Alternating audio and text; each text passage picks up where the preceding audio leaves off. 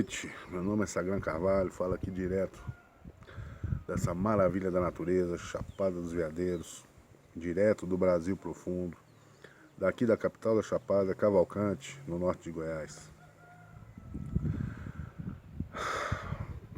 Bom, seguinte, ao longo da história,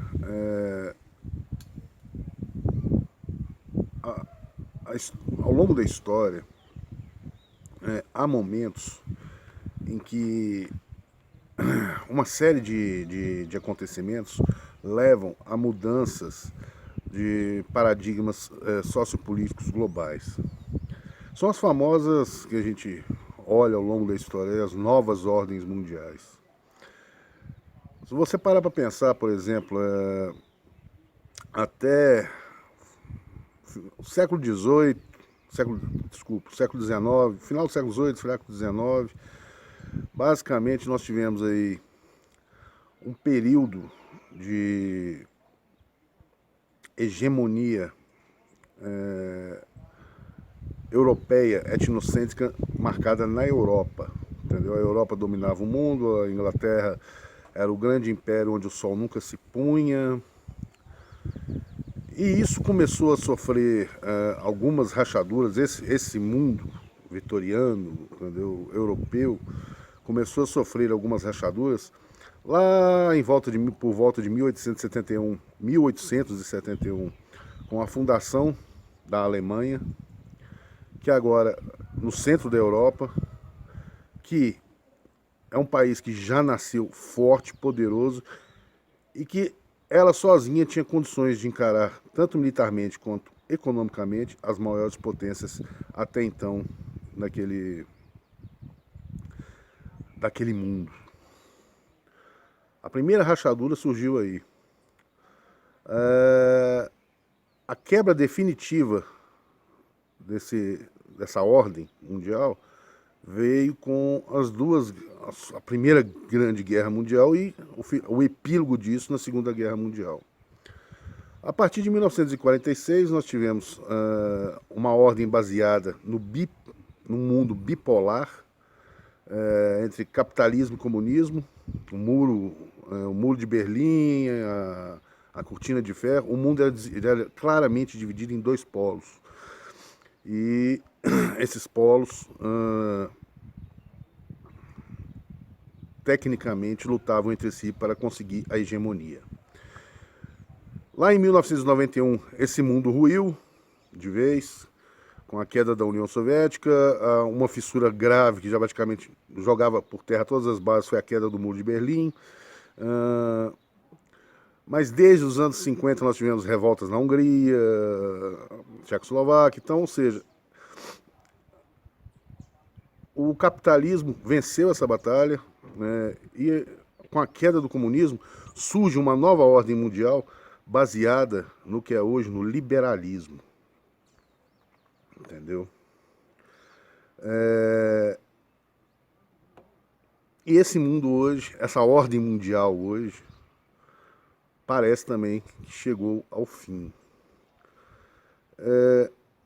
E não foi um único ato que causou isso. O ato final dessa ordem liberal atual, que foi a ordem que mais enriqueceu a sociedade no planeta, a ordem onde a qualidade de vida chegou a pontos antes nunca presentes na história humana.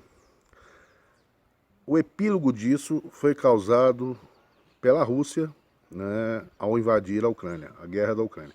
Isso marca o fim, entendeu, desse mundo liberal, dessa ordem liberal, e daí deverá surgir uma nova ordem que eu, sinceramente, eu desconfio do que possa ser, mas eu não posso afirmar que eu saiba o que virá disso aí. Como eu disse, a guerra da Ucrânia é o epílogo desse fato. As primeiras rachaduras desse mundo liberal surgido após 1991 e que vinha até hoje, bem ou mal, podemos dizer que aconteceu ali no ataque da OTAN à Iugoslávia. Aquilo ali demonstrou que a OTAN não era a aliança defensiva que ela vendia ao mundo que era. Ela agrediu um país, ela atacou um país. Sabemos de todos os problemas que ocorriam na Iugoslávia, mas fato é que num campo geopolítico onde ação, reação e precedentes são o que ficam, isso levantou uma questão muito complicada, principalmente para os russos. A segunda fissura que a gente pode falar nessa questão veio com a invasão dos Estados Unidos ao Iraque, a Segunda Guerra do Iraque. A primeira era justificada, contava com o apoio da ONU, entendeu? Em função da invasão do Iraque ao Kuwait. Já a segunda, numa série de mentiras depois comprovadas pelo governo americano, mentiras infundadas, que o Iraque possuía armas de destruição em massa, isso nunca ficou comprovado. Os Estados Unidos invadiram o Iraque, depuseram um ditador, sim, não vamos adorar, o cara era um mal pra caramba, o Saddam Hussein, mas o fato que fica sempre naquele ponto de ação, reação e precedentes, é que se você é forte demais, você não precisa se importar com a sanção de outros países e nem contar com o apoio da ONU. Basicamente foi isso que os Estados Unidos fizeram. Sem apoio da ONU, sem apoio algum, apenas na época da Inglaterra, eles foram lá, invadiram o Iraque, derrubaram o Saddam e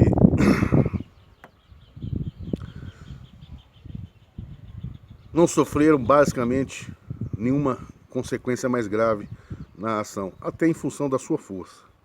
Mais uma vez, os russos veem essa situação e ficam incomodados. Um outro fato também que bota, o terceiro fato que basicamente entra nessa rachadura dessa ordem liberal é a China, principalmente a partir de 2010, quando a China superou os Estados Unidos em termos de produção industrial, entendeu? A China tem um peso enorme nessa, como é que eu diria, nessa nova ordem, nessa antiga ordem que vai morrendo, porque a China torna-se um ator global de peso, economicamente, se ainda não do tamanho da América, mas já tão pujante quanto, e militarmente caminhando para tentar alcançar as forças americanas. O que ainda não acontece, mas não deixa de ser um fato que criou essa rachadura. Entrou ali no meio dos fatos que vão derrubando a ordem atual imposta. Aí veio a guerra a guerra na Ucrânia. A Rússia invade a Ucrânia. Imediatamente ela sofre sanções de toda a Europa, dos Estados Unidos, e põe de fato um fim ao que a gente viu até hoje, dessa ordem liberal globalizada atual, entendeu? A tendência é que a globalização sofra nos próximos anos e que sim, talvez, o globalismo ganhe força, principalmente entre a plutocracia global. Mas o fato é que quem mais perde com isso é a Europa. A Europa, com qualquer resultado que dê a guerra, ela perdeu. A partir do momento que foi dado o primeiro tiro na guerra Rússia-Ucrânia, o grande derrotado foi a Europa. Ela baseou basicamente desde a década de 50 em diante A sua defesa, ela deixou nas mãos da OTAN, ou seja, dos Estados Unidos, deixou de arcar com os custos da sua defesa e basicamente conseguiu, através de acordos, energia e alimentos baratos provindos do leste europeu, da Rússia, da Ucrânia, daquilo. E isso criou uma sensação geral europeia de riqueza, o estado de bem-estar social, e que agora, visivelmente, com a crise atual, não deve se sustentar. Os europeus já sofrem hoje com a falta de energia, o inverno está chegando, os alimentos, a inflação de alimentos lá subiu mais que qualquer outro lugar do mundo, e eles vivem aquele dilema. Eles estão num dilema agora. Eles continuam forçando a Rússia à derrota, fornecendo armas, dinheiro para os ucranianos, e isso, de fato, levaria a União Europeia, principalmente, à bancarrota. Todo aquele mundo liberal, enfim, basicamente chegaria ao fim. Ou seja, o custo de derrotar a Rússia pode ser a própria Europa, ou aceita um acordo com os russos e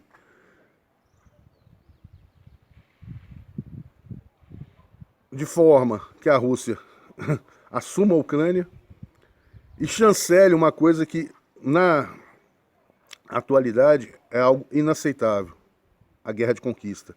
Se você reparar, desde o fim do século XIX, basicamente, não há... aliás, desde o fim da Segunda Guerra Mundial, não há guerra de conquista. Desde a fundação da ONU, a guerra de conquista tornou-se algo inaceitável. E aceitar isso, no caso da Rússia, seria basicamente também dar um fim à Europa, porque já conhecemos, sabemos como funciona o pensamento do Putin. Ele chegando a esse acordo, aceitando isso, a Europa aceitando, por exemplo, a perda da Ucrânia, só daria mais força a Putin para continuar avançando rumo ao que um dia foi o grande Império Russo e até a União Soviética, em termos territoriais, é claro. É um dilema. O que vai vir nessa nova ordem que está nascendo agora é algo ainda não tão claro. Nós temos hoje os Estados Unidos perdendo força, perdendo fôlego. Nós temos a Índia e a China crescendo, apesar de ambas serem basicamente inimigas políticas, fazerem fronteira e tudo. Nós temos a Rússia, que ainda conta com o apoio da China, mas também já percebe-se um certo cansaço chinês em relação à Rússia. A Rússia se sustenta basicamente na questão da sua força nuclear. E o resto do mundo. O que vai surgir nessa nova ordem, com certeza será uma ordem multipolar. O liberalismo, tal como conhecemos, já dá mostras de que não existe, morreu. A globalização foi drasticamente reduzida. Nós temos dificuldades hoje de logística, de produção. Tudo isso causado, claro, também pela pandemia, mas principalmente reforçado pela guerra da Ucrânia, que basicamente colocou fim a essa ordem mundial baseada no liberalismo. Eu não sei, por exemplo, o que Fukuyama diria sobre o mundo que está nascendo. Na queda do Muro de Berlim, ele disse que ali foi o fim da história, né? Só que isso provou-se errado. Nós temos hoje, basicamente, um confronto, um choque, o famoso choque de civilizações. E o que surgirá daí, eu não sei. Sinceramente, eu não sei. Eu desconfio que possa surgir, fortalecer ainda mais os rumos para uma administração global, entendeu? Que reduziria drasticamente a soberania dos estados. Mas a convir com isso é só ver, por exemplo, a Agenda 2030 da ONU, que mostra isso claramente. Mas se isso vai se firmar, se é o que de fato vai acontecer, ainda temos que esperar um pouquinho para ver que sopa vai sair desse caldo. Eu sei que a ordem mundial que nós conhecemos até 2021, 2022, morreu. Definitivamente. Ela vinha sofrendo ataques, rachaduras e morreu com a guerra russo-ucraniana. Agora nós estamos naquele período de transição, a gente poderia chamar de uma transição global, e aonde essa transição levará, a que mundo, a que nova ordem ela criará, ainda é uma coisa meio vaga, mas que certamente levará à redução daquela globalização desenfreada que vinha ocorrendo. Aguardemos e fiquemos de olho. O fato é que nós, pelo menos a minha geração, ela teve o privilégio, ou o desprazer, não sei ainda, de viver duas grandes mudanças de ordem globais.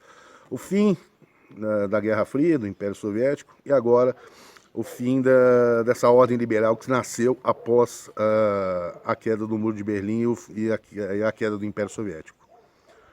Então aguardemos para ver que mundo novo é esse. Uma nova ordem mundial nasce. Como será? Desconfio, mas não posso afirmar que sei. Beleza? Galera, se inscreve aí no canal, dá o CCC, curte, comenta, compartilha. Ajuda o Caipira aqui a crescer esse canal. Até mais. Fui!